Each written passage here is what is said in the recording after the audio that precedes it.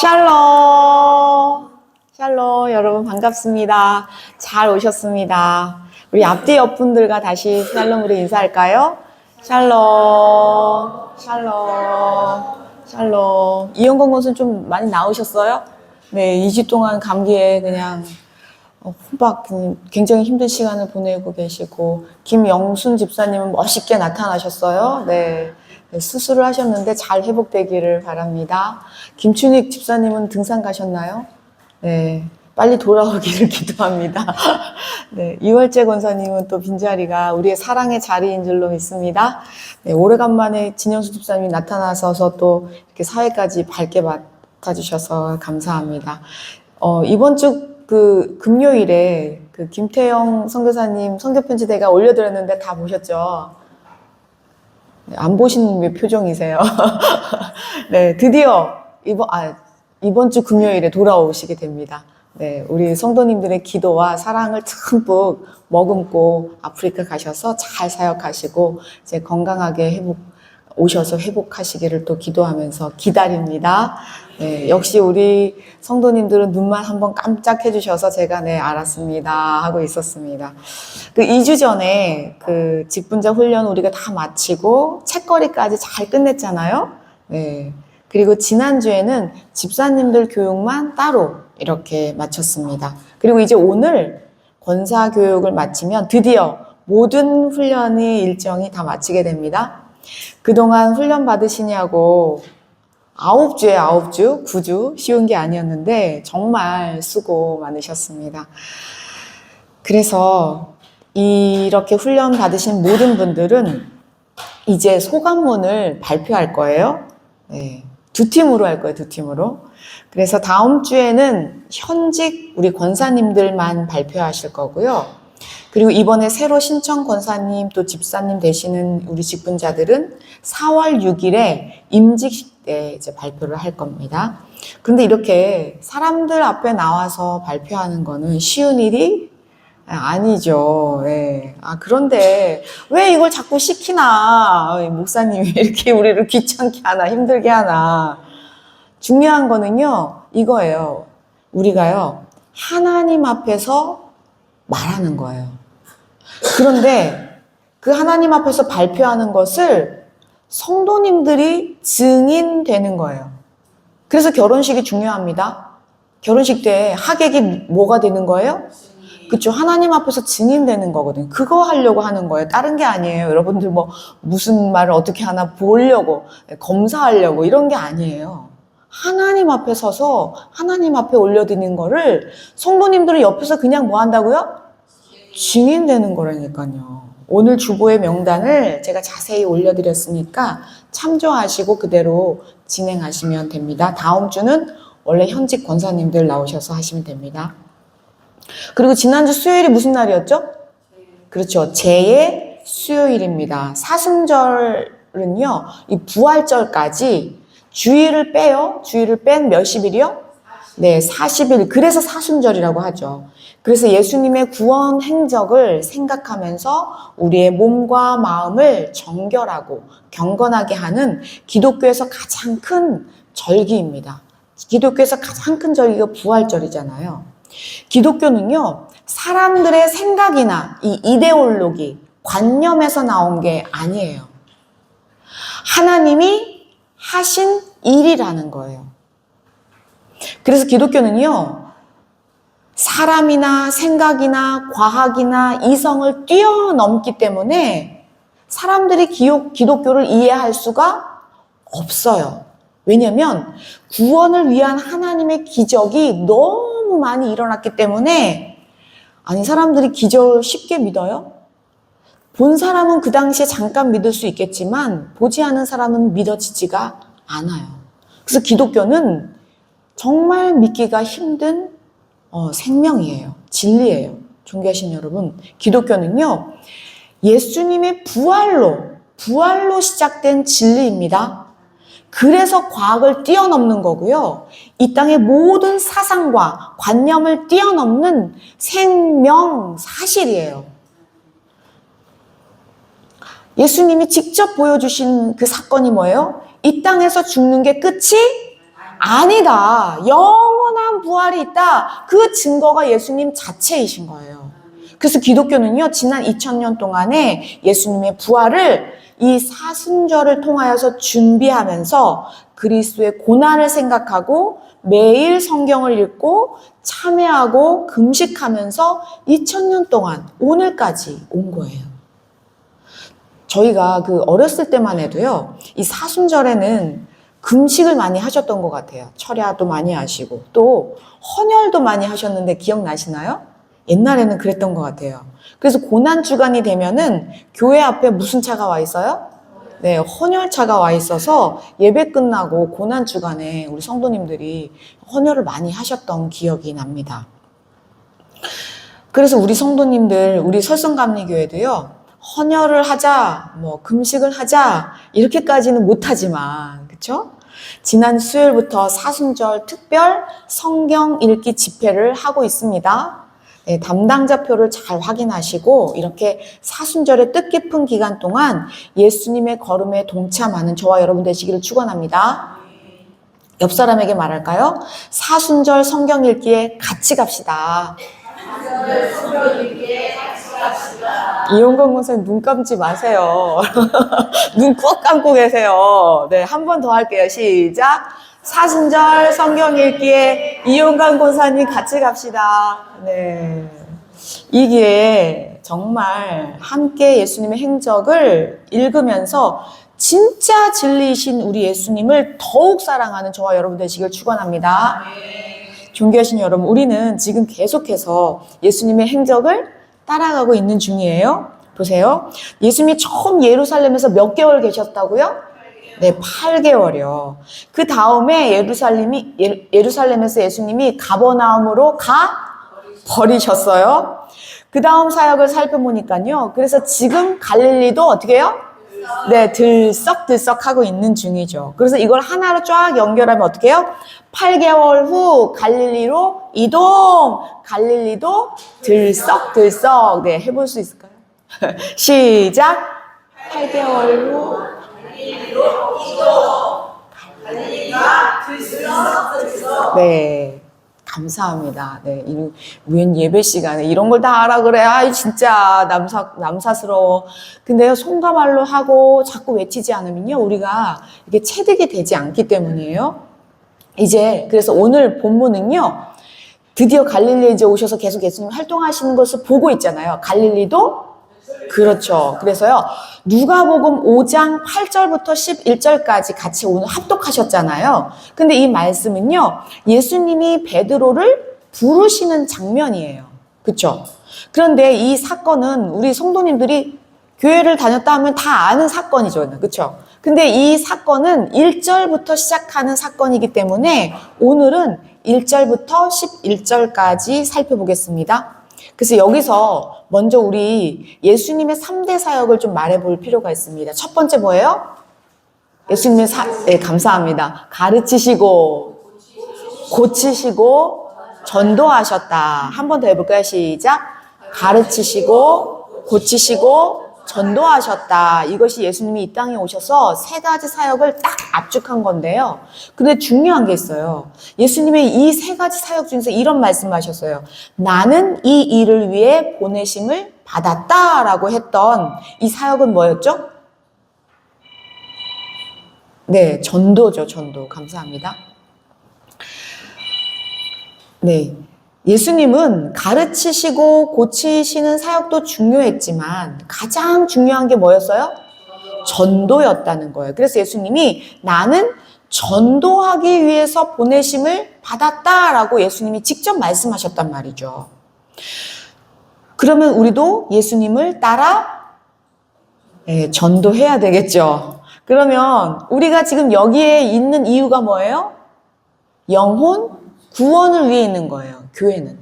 그렇죠? 여기 제가 앞에 딱 이렇게 써 있죠. 영혼 구원하여 제자 만드는 게 교회의 사명이란 말이에요. 우리 교회 존재 이유가 뭐예요? 영혼 구원이에요. 영혼 구원. 그러면 나는 왜 이런 가정에서 살고 있을까요? 영혼 구원이에요. 가정을 전도하기 위해서요. 가정은 선교지예요. 네. 나는 그럼 왜 이런 직장에, 이런 학교에 다니고 있을까요? 직장을, 네, 구원하려고, 영혼을 구원하려고, 직장을 전도하려고. 우리가 있는 곳에 내가 사는 이유의 목적이 뭐예요? 그래서 전도다. 영혼 구원하기 위해서. 왜냐면 예수님도 이 일을 위해서 보내심을 받았거든요. 그런데 지난주 설교를 보니까 가장 먼저 누구부터 전도하래요? 우리 지난주 설교 제목이 까마득하겠지만 한번 뒤적뒤적 하면서 살펴볼게요. 지난주 설교 제목 같이 읽어볼까요? 시작. 네, 자손에게 알리라는 거예요. 가장 먼저 전도 대상자가 누구예요? 자손이라는 거예요. 이 자손에게 알리라는 건요, 성경 전체적으로 계속 말씀하고 계세요. 한 곳에서 말씀하신 게 아니에요. 자손이 그렇게 중요하다는 거죠. 그래서 누구에게 가장 먼저 알려야 돼요? 네, 하나님은요, 나만을 부르신 게 아니에요. 나만을 부르신 게 아니라 나를 불렀다면 누구까지 부른 거예요? 자손까지요. 그래서 이렇게 예수님이 얘기하시잖아요. 주 예수를 믿으라 그리하면 너와 내 집이, 그렇죠, 내 집인 거예요. 내 집. 너가 아니에요. 내 집이에요. 온 가정이 인가기도 되는 것이 하나님의 뜻입니다. 그래서 예수님이 베드로를 먼저 하기 전에 누구를 고치셨어요? 장모님부터 고치셔서 그 가정이 인가기도 되게 만드시잖아요. 우리 석산감리교회 온 성도들도 온전히 인가기도 되기를 축원합니다. 여러분 포기하지 마세요. 낙심하지 마세요. 포기하고 낙심하는 것은 우리의 몫이 아니에요. 주님께 맡기시기를 축원합니다. 우리는 그래서 딱 한 발짝씩만 예수님을 따라가면 됩니다. 우리 옆 사람에게 말할까요? 딱 한 발짝씩만 따라갑시다.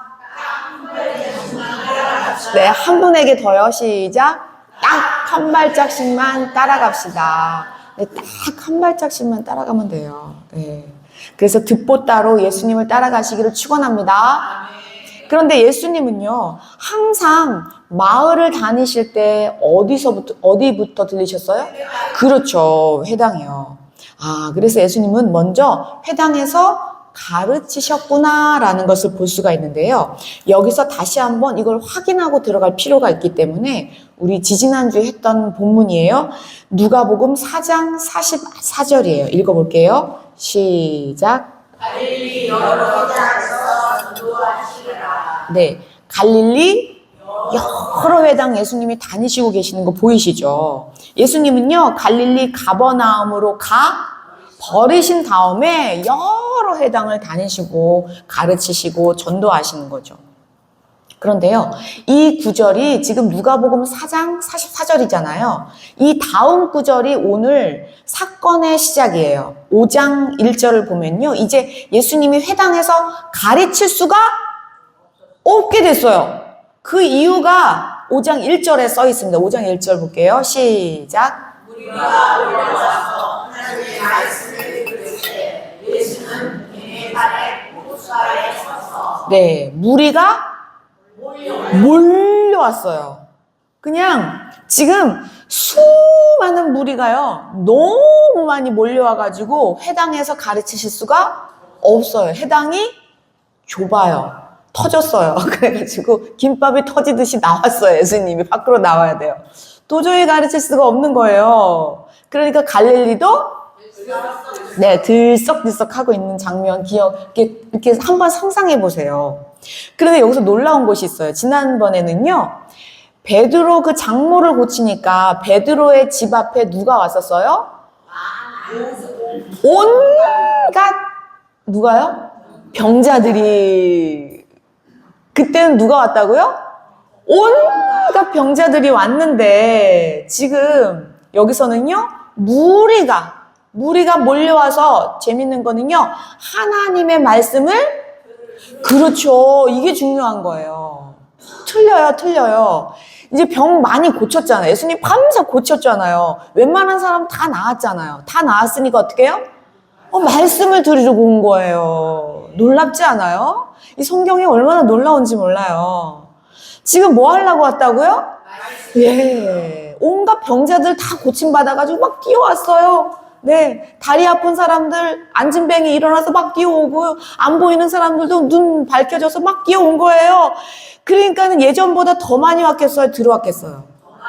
얼마나 많이 왔으면 이제는 회당에서 가르칠 수가 없을 정도로 빵 터진 거예요. 지금요, 하나님 말씀을 사모해가지고 이 무리들이 대거 몰려옵니다. 사람들이 얼마나 많이 몰려왔으면 지금요, 예수님이 어느 정도냐면 이런 거예요. 지금 예수님이 가다가 어디에 서 계세요? 호숫가까지 밀려오신 거예요. 떠밀려오신 거예요. 더 이상 가다가는, 지금 더 이상 떠밀려 가다가는 어디로 빠지게 생겼어요? 호수에 예수님이 빠질 지경이에요. 그 인파에 밀려가지고 지금 막 이러는데 예수님이 지금 발에 물 풍덩 빠지셨네. 근데 마침 호숫가에 뭐가 있어요? 배가 있어요. 우린 누군지 딱 알죠. 이미 성경을 읽었으니까. 그래서 5장 2절 볼게요. 시작. 호숫가에 배를 쏟이 있는 것을 보시니 어부들은 배에서 나와서 물을 씻는지라. 네, 어부들이 지금 뭐 하고 있어요? 네, 그물을 씻는다는 거는 지금 물고기를 잡으러 가는 거예요? 다 잡은 거예요? 네, 어떻게 아세요? 그쵸, 씻으니까. 왜 우리도 보통 밥을 다 먹은 다음에 뭐 해요? 그때 설거지 하잖아요. 그쵸? 설거지 하고 밥 먹는 사람 없잖아요. 그쵸? 거의 저는 밀릴 때는 그래요. 아무튼. 지금 물고기 다 잡았는데, 그래가지고 지금 막 열심히 그물을 닦고 있는 거예요. 그런데 예수님이요, 오늘 베드로의 직장에 나타나셨네요. 네. 아니, 직장도 밖에서 이렇게 들여다보고 있는 것이 아니라 베드로의 사무실로 곧장 들어가시네요. 네, 볼까요? 3절 볼까요? 시작. 예수께서 한때에 오시니 그 배는 시몬의 배라. 육지에서 높은 데를 찾으시고 앉으사 배에서 무리를 가르치시더니. 아멘. 보세요. 우리 예수님이요, 지금 베드로의 직장에 나타나실 뿐만 아니라 곧장 어디로 들어가셨어요? 네, 배로. 지금 말하면은 곧장 사무실로 바로 들어가셨어요. 나영지 집사님 근무하는데 예수님은 문 벌컥 열고 벌떡 들어가신 거예요. 존귀하신 여러분, 지금 예수님은 누구를 공략하고 있는 거예요? 베드로요. 왜요? 이 베드로가 나중에 예루살렘 교회에 누가 돼요? 담임 목사님이 되는 거예요. 그리고 이 베드로가 나중에 그 아내랑 손잡고 전 세계를 누비며 교회를 세워야 하거든요. 우리 예수님은요, 우리가 성경을 보잖아요. 왠지 슬렁슬렁 다니시는 느낌이 들어요. 그렇죠? 그러는 것 같아도요, 우리 예수님은요, 다 계획이 있으시다. 보통 계획이 아니에요. 오늘 보시면요, 깜짝 놀라실 거예요. 존귀하신 여러분, 보세요. 예수님이 지금 베드로에게만 그렇게 하실까요? 우리 하나님은요, 우리 한 사람 한 사람 일일이 손을 얹고 계신 거 아시나요? 우리를 향한 구원 계획을 다 가지고 계신 줄 믿습니다. 세상에 우연은 없어요. 오직 구원을 위한 필연만이 있을 뿐입니다. 이것을 믿는 것이 중요합니다. 그래서 우리는 지금 이 자리에서 하나님 앞에 예배드리고 있는 거 아니에요? 오늘 말씀 속에서 우리 예수님의 사랑을 진짜 알게 되시기를 축원합니다. 그것이 베드로에게만 향한 것이 아니구나, 나를 향한 하나님의 말씀이구나 알게 되시기를 축원합니다. 모든 말씀은 누구를 향했어요? 네, 감사합니다. 그래서 예수로 3927. 네. 그게 구원 맛집 주소예요. 다시. 예수로 3927. 그 예수님은요, 우리의 구원을 향해 있다라는 것이 놀랍습니다. 그래서 날 사랑하심 어디에 써 있어요? 그렇죠. 성경에 써 있네. 날 사랑하심 성경에 써 있네. 그래서 지금 이 사순절 기간에 예수님의 행적을 읽고 보고 따라가는 우리 설성감리교회 온 성도님들 되시기를 축원합니다. 아주 중요해요. 이 사순절 기간에. 정말 말씀을 우리가 억지로라도 갖다가 나를 붙이지 않으면 살아날 수가 없어요. 예. 다시 본문으로 가서요. 예수님이 이렇게 베드로의 어디에 나타났어요? 네. 다시 말해서 직장에 버젓이 예수님이 나타났어요. 그리고 뭐 어디까지 들어오셨다고요?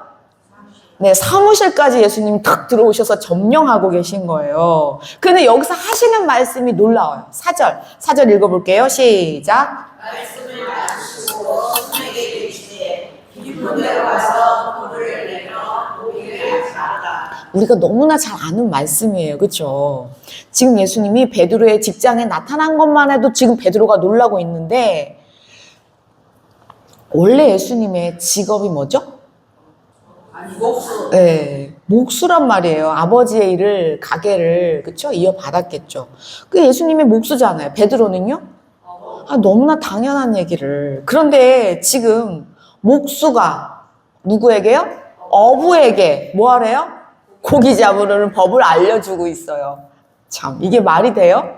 보세요. 지금 베드로는 평생 이 갈릴리 바다 빼고는 살 수가 없어요. 거기서 수영하고 거기서 자랐단 말이에요. 그리고 잔뼈가 굵은 이 어부로서의 잔뼈가 굵은 베드로한테 감히 목수가 나타나서 그쵸? 고기를 잡으러 가라. 깊은 데로 가라. 완전히 말도 안 되는 베드로가 보기에는 무슨 뚱딴지 같은 소리 아니겠어요? 예. 그런데 우리도 잘 아는 바와 같이 베드로가 대답하는 게 되게 유명하잖아요. 그쵸? 그래서 오늘 설교 제목이 여기에 속에 숨어 있어요. 그러니까 이렇게 읽으시면서요. 설교 제목이 어디 있나 한번 생각하시면서 읽어볼게요. 5절이요. 시작.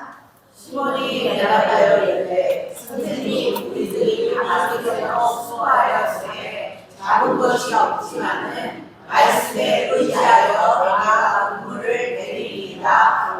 아멘. 뭐에 의지했어요? 네. 이건 너무너무 유명한 말씀이어서 다 아세요. 존귀하신 여러분, 우린 여기서요.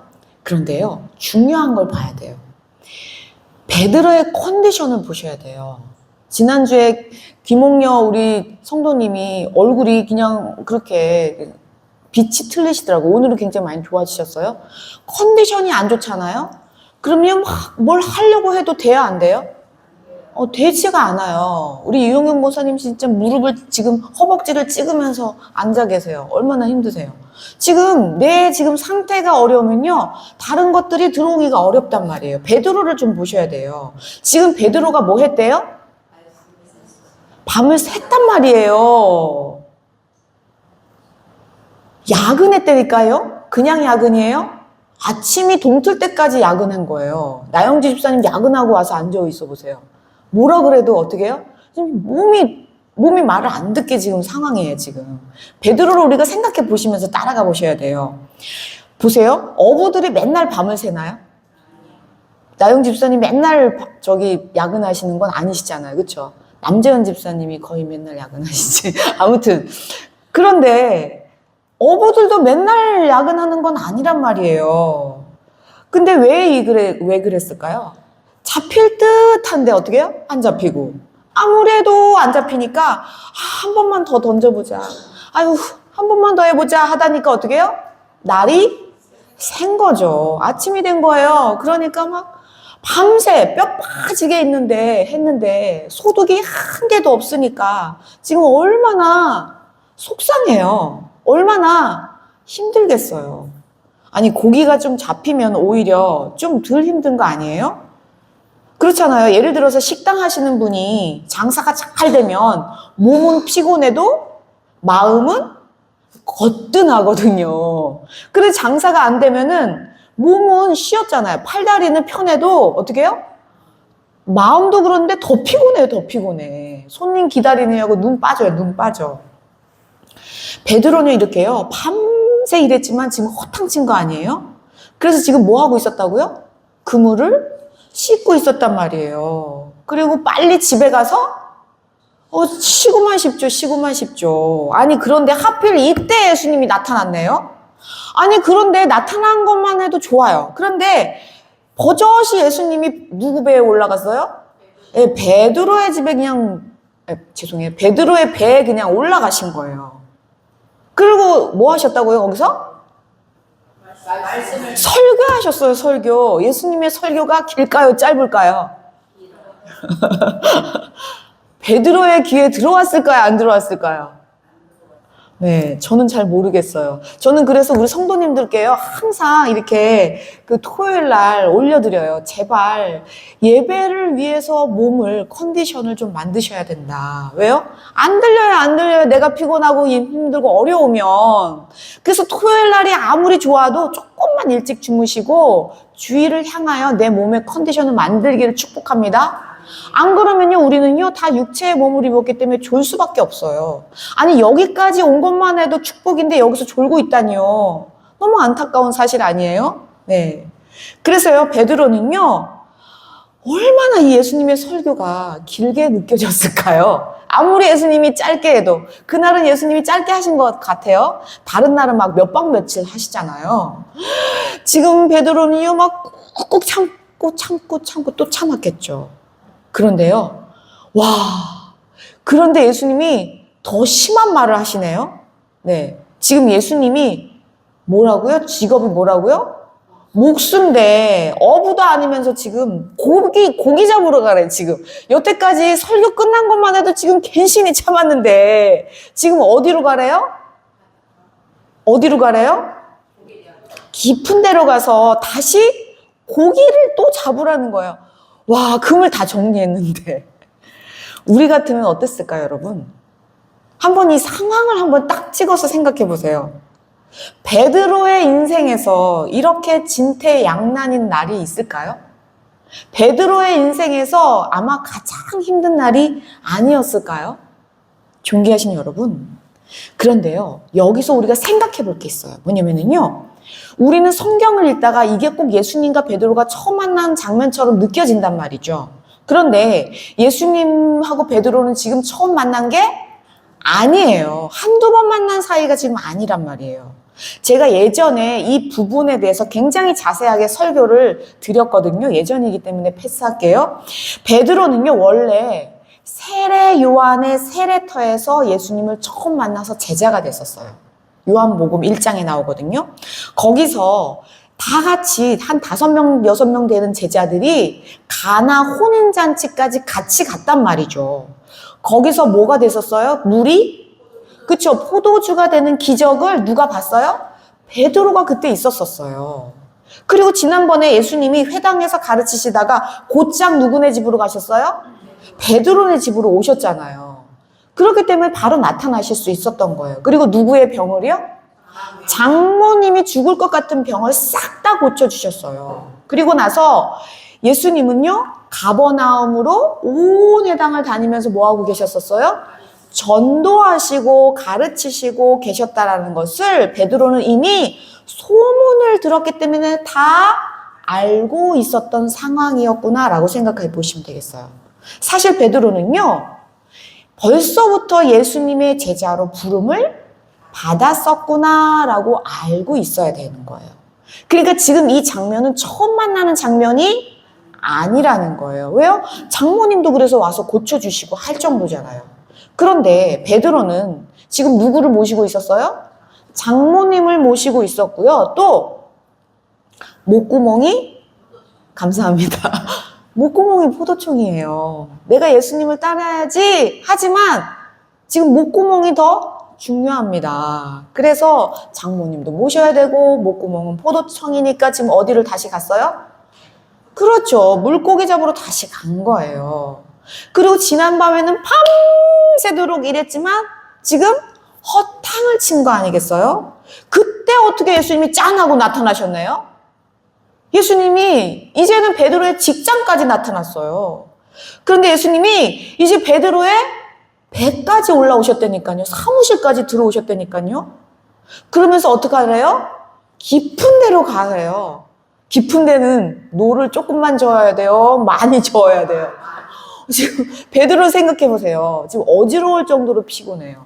근데 우리나라 지금 모터 배 이런 거 아니에요? 노를 저어야 된단 말이에요. 와, 깊은 데로요.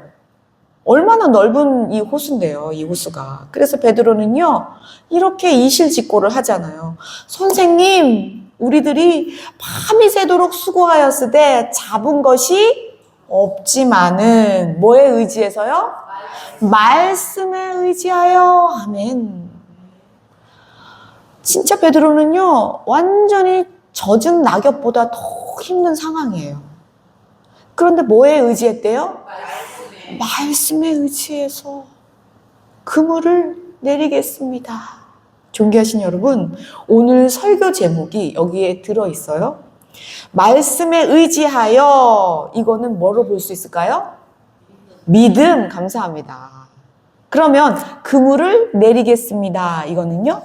순종이요. 그래서 우린 여기서 오늘 설교 제목을 다시 한번 읽어볼게요. 설교 제목 읽어볼게요. 시작. 믿음인가 순종인가? 네, 믿음일까요? 순종일까요? 우리는 왜 닭을 보면서 이러잖아요. 닭이 먼저인가요? 알이 먼저인가요? 이러잖아요. 그렇죠? 오늘 이 질문, 믿음일까요? 순종일까요? 믿음이 먼저일까요? 순종이 먼저일까요? 존귀하신 여러분, 우리가 믿음이 먼저인지 순종이 먼저인지 지금 베드로가 예수님을 어떻게 따라가는지 보면 그것을 알게 됩니다. 보세요. 베드로는요, 지금 밤새 물고기를 잡으려고 했지만 허탕쳤잖아요. 그러니까 밤새 동안 자신의 모든 경험과 여태까지 노하우를 다, 지식을 다 해봤지만 정말 안 됐던 거예요. 그래서 지금 베드로는요, 어부로서, 이 평생 어부로서 자신의 지식과 경험을 싹 다 내려놓고 뭐를 의지해요? 말씀에 의지한다는 거예요. 말씀을 의지한다는 거예요. 붙들겠다는 거예요. 그리고 베드로는 지금 몸도 마음도 어떻게 해요? 엄청 피곤한 상태 아니겠어요?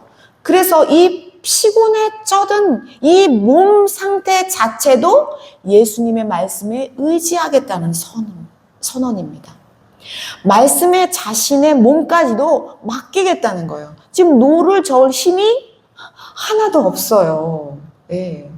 이제는 그래서 베드로는요, 내 뜻이나 생각이 아니라 말씀에 자신을 아예 던져버립니다. 그런데 더더욱 중요한 것은 순종했다는 거죠. 왜요? 노를 젓는 순종은 쉬운 게 아니거든요. 다 그물을 씻어서 정리했는데 그 그물을 다시 펼쳐야 된다는 거 뻔히 안 잡힐 거 뻔한데 내 경험으로는. 그러나 모든 것을 뭐를 의지해요? 말씀에 의지해서 뭐 했어요? 순종했다는 거예요. 존귀하신 여러분, 우린 여기서요, 얼마나 많은 그리스도인들이요, 예수님을 믿는다고는 하지만 실제로 믿는다고는 하는데 뭐를 안 해요? 순종을 안 하는 경우가 얼마나 많은지 몰라요. 하나님 말씀, 예수님을 믿는다고 하면서도 그렇게 순종하지 못하고 있는 그리스도인들이 너무나 많다는 거예요. 다른 사람 얘기가 아니에요. 제가 그렇습니다. 저는 진짜요, 솔직히 저는 진짜 예수님으로 좀 살려고 노력을 합니다. 그런데요, 어느 순간에 저를 훅 하고 건들잖아요? 그럼 예수님이 이렇게 나와야 되는데 제 승질이 그냥 팍 튀어나오는 거예요. 어느 순간에 저를 훅 하고 찌르잖아요? 그러면 저는 정말 예수님으로 살려고 하는데, 그래서 예수님이 저에게서 나와야 하는데 제 감정이 먼저 툭 하고 튀어나온다니까요. 그게 저예요. 보세요. 그런데 지금 베드로가 지금 그래야 될 몸 상태 아닌가요? 밤 샜잖아요, 지금. 허탕 쳤잖아요. 그런데 목수인 예수님이 나타나서 갑자기 베드로의 사무실까지 들어오더니 지금 어부에게 이래라 저래라 지금 이러는 거예요. 깊은 곳으로 가라 막 이러고 있는 거예요. 그런데 베드로는 자신의 모든 경험과 지식을 내려놓았다는 거예요. 그리고 말씀에 의지했다는 거예요. 그리고 지금 최악의 컨디션이잖아요. 이 몸 상태가. 지치고 피곤한 이 몸을 끌고서라도, 어떻게 해서든 끌고서라도 직접 힘들게 노를 젓는 순종이 있었다는 거예요. 물고기를 잡으러 깊은 곳까지 힘들게 그냥 한 번 얼마나 삐그덕거리면서 오래 갔을까요? 몸이 힘드니까. 와, 우리가 너무나 잘 알잖아요. 베드로의 이 순종은 놀라운 결과를 가져옵니다. 그래서 우리도 너무나 잘 아는 물고기가 어떻게 됐어요? 만선이 됐잖아요. 6절, 7절을 우리 씩씩하게 한번 읽어볼게요. 시작. 그렇게 하니 고기를 잡은 것이 심히 많아 머리 찢어질지라. 이에 다른 배에 있는 동물들에게 숨죽이나이가 와서 도와달라 하니 그들이 와서 두 배에 채우매 잠기게 되었더라. 아멘. 저를 따라 할까요? 예수님 없는 인생은 허탕. 예수님 없는 인생은 허망. 예수님 따라간 인생은 만땅. 예수님 따라간 인생은 만땅. 그렇잖아요, 지금. 한 번 더 해볼까요? 예수님 없는 인생은 허탕. 예수님 없는 인생은 허망. 예수님 따라간 인생은 만땅. 예수님 따라간 인생은 만땅. 여러분, 만땅 인생 되시길 축복합니다. 아멘. 예수님 만나잖아요. 수지 맞으신 거예요, 여러분. 인생의 만땅이 찾아옵니다. 지금 베드로는요, 자신의 지금 눈앞에서 세 번째 기적을 직접 체험하고 있는 중이라니까요. 처음에는 어디였어요? 가나? 혼인잔치에서 물이 그걸 봤잖아요. 얼마나 놀라운 사건이었어요. 그리고 베드로의 집에서 예수님 베드로의 집까지 찾아오신 사건. 장모님의 열병을 어떻게 해요? 고쳐주셨잖아요. 그런데 예수님이 지금 베드로의 일터까지, 지금 배까지 올라오셔서 우리 사무실까지 문을 벌컥 열고 들어오셔가지고 지금 만선을 일으키는 목격을 하고 있는 이 기적을 경험하고 있는 현장에 있는 거예요, 베드로가. 원래 베드로는요, 세례 요한의 제자였단 말이에요. 그래서 베드로는 갈릴리고 세례 요한의 세례터는 150km나 떨어져 있지만 세례 요한의 제자였기 때문에 가서 집회를 참석하고 돌아와서 다시 물고기 잡고 이렇게 했단 말이에요. 그래서 거기서 예수님을 발견하고 세례 요한이 추천했잖아요. 그래서 예수님을 따라가게 됐잖아요. 그런데 예수님을 따라가기로 작정했는데 목구멍이 포도청이라서 장모님도 모셔야 되고, 그래서 다시 뭐 하고 있는 거예요? 물고기 잡으러 갔던 거예요. 그런데 예수님이 지금 직접 배까지 올라오셔가지고 기적을 보여주시고 계신 거 아니겠어요? 그렇기 때문에 베드로는 여기서 이런 고백을 하는 거예요. 이런 고백 들어볼까요? 우리가 너무나 잘 아는 고백이죠. 8절이요. 시작. 시몬 베드로가 이를 보고 예수의 무릎 아래 엎드려 이르되 주여 나를 떠나소서 나는 죄인이로소이다. 아멘. 제가 예전에 이런 성경 구절을 읽으면요, 이런 장면이 이해가 안 됐었어요. 여러분들은 이해가 다 되셨나요? 제가 어렸을 때 이런 장면을 읽으면 아니 왜 갑자기 베드로가 예수님 앞에 갑자기 엎드려가지고 아니 만땅이고 막 이러면은 기분 좋잖아요. 예수님 저랑 사업하실까요? 막 이래야 되는데 왜 갑자기 베드로가 죄인입니다 이러면서 예수님 앞에 엎드렸는지 이해가 안 됐었던 부분이었었어요. 그런데 베드로가요, 예전에 이미 예수님을 따르기로 했었잖아요. 우리가 성경을 연결해서 볼 필요가 있는 거 하나예요, 하나.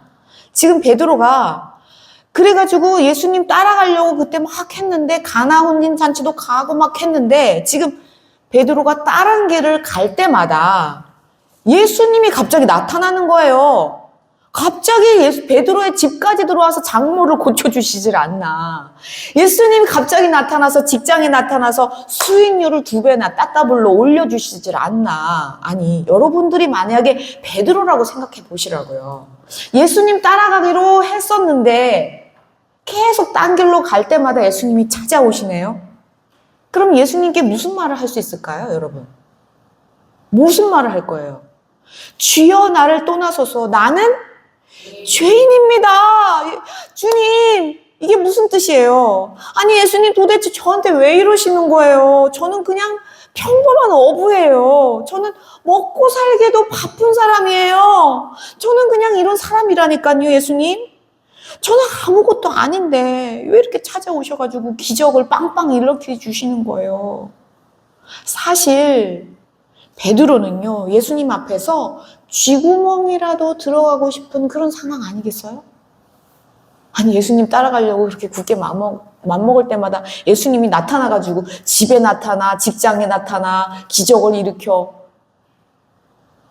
주여 나를 떠나소서 나는 죄인입니다. 이 고백을 우리도 하게 될 고백 아니었겠어요?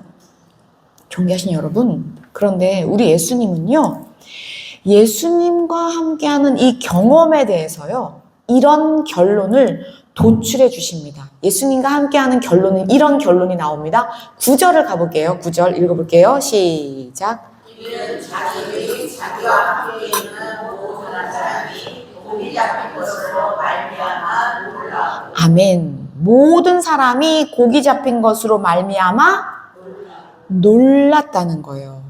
존귀하신 여러분, 우리 예수님은요, 이렇게 예수님과 함께하는 모든 경험을 놀라는 사건으로 인도하십니다.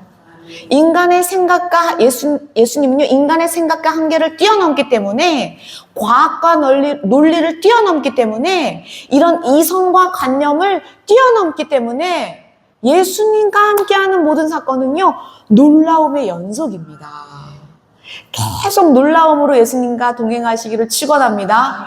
얼마나 놀라운 일이 많아요. 주님이 하셨죠? 할 때마다 주님을 더 알아보게 되고요.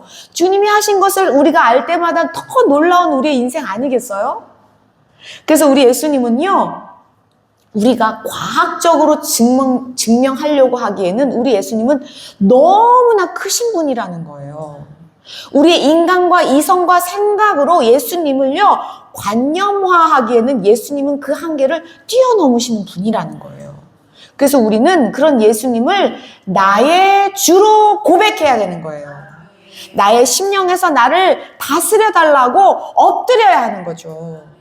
예수님은 정말 놀라우신 분이세요. 예수님을, 이 놀라운 예수님과 동행하는 저와 여러분 되시기를 축원합니다.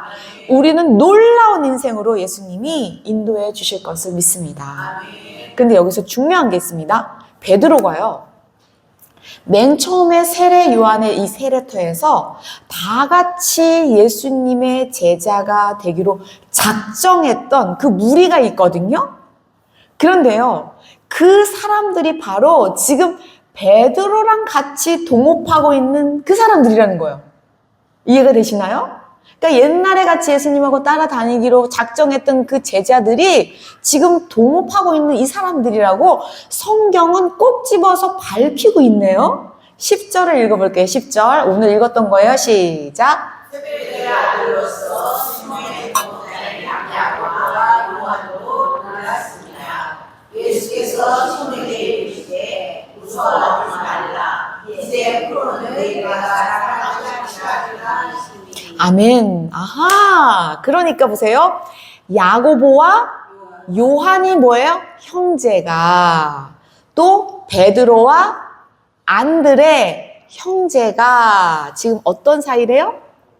그렇죠. 동업자였던 거구나. 와, 우리 예수님은요, 제가 맨날 교육천재, 죄송합니다. 교육천재인 줄 우리가 익히 알고 있었잖아요. 그런데 이 장면을 보잖아요. 우리 예수님은요, 기획천재입니다.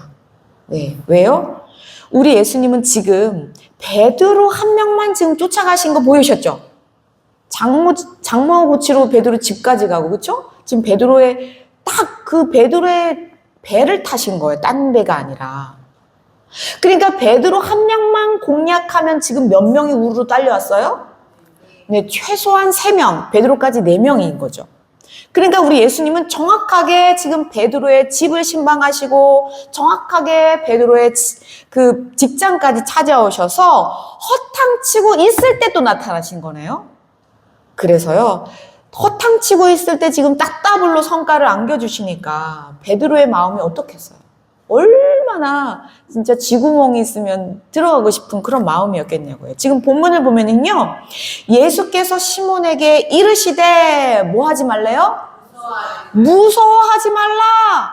지금 베드로는요, 덜덜덜덜덜 떨고 있는 거예요. 여러분들이 베드로가 생각해 보세요. 도망갈 수가 없구나. 예수님의 손아귀에서 벗어날 수가 없구나. 이 사랑이 너무 크구나. 하나님이시구나. 덜덜덜덜 떨고 있어요, 베드로가. 그런데 더 놀라운 장면. 베드로의 동업자인 야고보와 요한은 지금 뭐 하고 있었어요? 그렇죠. 놀라고 있는 거죠. 앞에서 말씀드린 대로 예수님을 경험하는 것은 놀라운 일로 가득하게 됩니다. 그래서 예수님 앞에 지금 벌벌벌벌 누가 떨고 있어요? 베드로가, 떨고 있던 베드로가요, 이제 이렇게 순종합니다. 11절 볼까요? 11절 오늘 마지막 구절이에요. 시작. 그들이 배를 주위에 대고 모든 것을 버려두고 예수를 따르니라. 아멘. 모든 것을, 네, 저는 옛날에 이 또 장면 읽을 때 이해가 안 됐어요. 갑자기 이렇게 만나가지고 어떻게 다 버릴 수가 있지? 그게 아니었던 거예요. 지금 예수님이 딱 한 명 베드로를 잡으니까 몇 명이 딸려왔어요? 네, 3명이 우르르요. 그래서요, 여기서요, 15장 11절 보니까 그들이 라고 써 있어요. 그러니까 베드로만 따라갔어요? 그들이 따라갔어요? 그쵸? 누구예요? 베드로, 안드레, 야고보, 요한. 4명이 그들이 예수님을 따라갑니다. 정말 예수님 한 방에 이걸 보고 뭐라 그러죠? 감사합니다. 전문 용어가 나왔습니다. 뭐라 그러죠? 쌍피. 네, 일타쌍피. 이건 3피 아니에요, 3피? 아무튼 그런 거예요, 지금 예수님이요. 어떻게 갑자기 이렇게 모든 것을 버려둘 수 있나? 아니에요. 지금 예수님이 지극정성으로 찾아갔던 그 시간을 생각해 보세요. 예수님을 나는 옛날에 이럴 때 이해가 안 됐거든요. 이상했어요. 그러나 또 이런 거예요. 특별한 사람들만 이렇게 모든 것을 다 버리나? 아니었어요. 예수님이 지극정성으로 베드로를 사랑했잖아요. 존귀하신 여러분, 우리가 이 모든 것을 버린다고 하는데요. 여기서 우리는 마음에 탁 걸려요. 나는 모든 것을 버리지는 못할 것 같아. 그게 제 마음이에요. 제 마음이었었고요. 그래서 우린 여기서요, 오늘 설교 제목을 다시 한번 말해봐야 합니다. 우리 오늘 설교 제목 말해볼까요? 시작. 믿음인가 순종인가. 네, 믿음인가 순종인가. 이 오늘 설교 제목의 정답은요, 진짜 믿음은 순종입니다. 그냥 믿음과 순종이 따로 가지가 않는다는 거예요. 진짜 믿잖아요? 그러면 그냥 행동하게 되는 거예요. 그래서요, 행동하지 않는다는 것은 내가 진짜 믿고 있지 않다라는 거예요.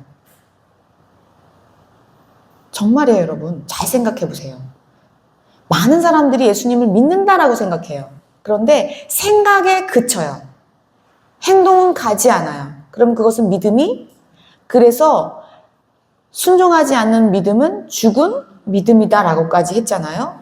그래서 예수님은요, 지금 계속해서 베드로를 공략하셨던 것은요, 베드로의 믿음이었어요. 베드로는 믿음이 없었기 때문에 예수님이 계속해서 베드로를 쫓아다니면서 믿음을 주셨던 거예요.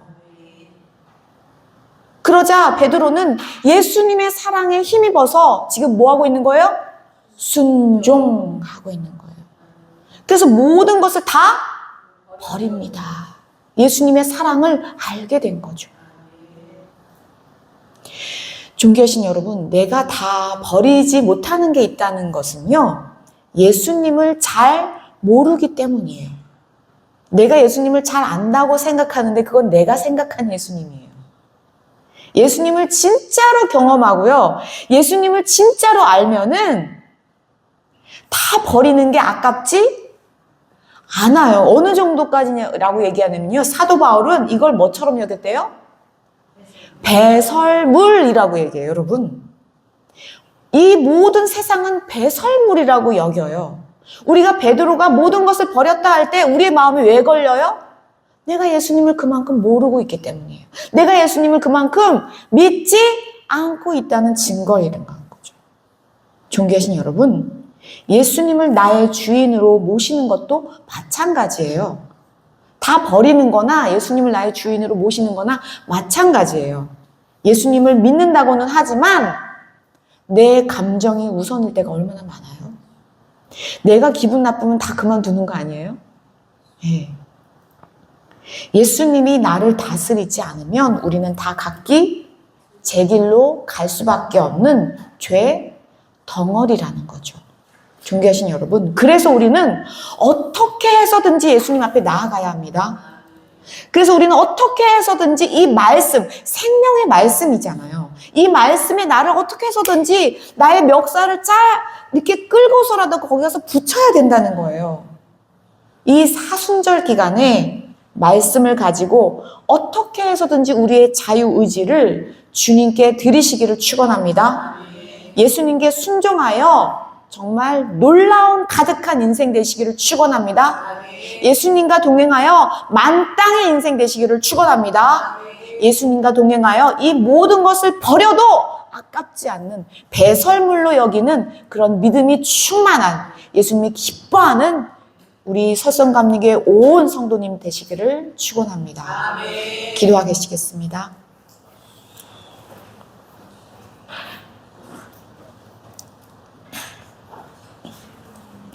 하나님 아버지 참으로 감사합니다. 이 사순절 기간 동안 예수님의 행적을 읽고 듣고 보고 따라가게 하시는 시간을 주신 것을 감사합니다. 우리가 예수님을 믿는다고 말은 합니다. 예배까지 드립니다. 11조도 드립니다.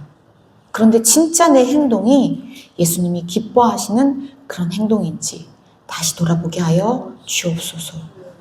그때마다 예수님이 우리의 삶의 자리에, 나의 사무실에, 나의 집에 찾아오시는 것을 볼 수 있는 믿음의 눈이 되게 하여 주옵소서. 홀로 걷는 인생은 허탕의 인생이요, 홀로 가는 인생은 마이너스밖에 없는 인생의 적자를 만날 수밖에 없지만 예수님을 만난 인생 만땅이요, 예수님과 함께하는 인생은 놀라움을 금치 못하는 놀라움의 발걸음의 연속인 것을 말씀을 보여주시니 감사합니다. 이 예수님 따라서 가는 길이 험하고 어려운 길이 아니라 기쁘고 감사하고 즐거움이 넘쳐서 우리의 입술로 주님을 찬양하는, 호흡이 있는 동안에 주님께 경배하는 우리의 믿음의 권속들이 다 될 수 있도록 인도하고 축복하여 주옵소서. 이 모든 것을 우리를 죄악에서 구원하신 예수 그리스도의 이름으로 감사드리며 기도드렸습니다. 아멘.